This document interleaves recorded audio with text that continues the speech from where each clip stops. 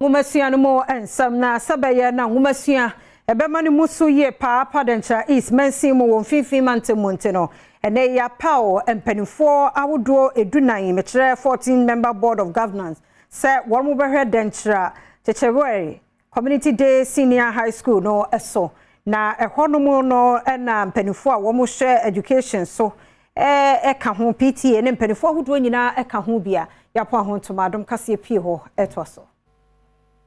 Justin IV Apau SHS Director of Education ewo Infinfini Mantamu na bra wonom eda Board of Governors a woda Denkyira Kyerekyewere Community Day Senior High School no anono ana maami editu da se school yi edi Ghana Education Service wonom nhihye nyina so na wakato asese enhu behia se dwumadie bia obedi wo school mu ho no obebu ho akonta a kire Ghana Education Service ofasa akonya no so etu empeninfo woda school nanofo ewo kwan a wonom befa so a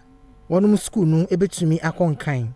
I would also like to advise the head of the school to be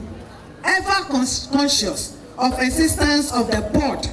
and its roles of leading support to the school administration. The head of the school must therefore consult the board on all major issues to avoid "we were not consulted" syndrome,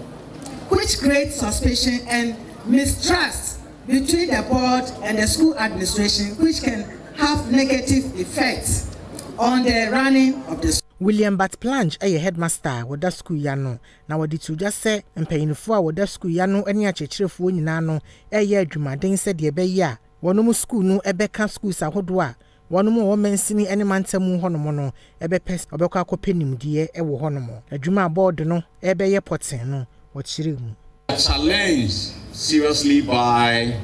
accommodation for students, male and female. However, we feel that we need to prioritize that of the female students because they are very vulnerable. A lot of people come here for mining activities, and when they have money, the next thing is pleasure, and they fall on girls around. We feel that having accommodation for them will help us to keep them and focused on their education.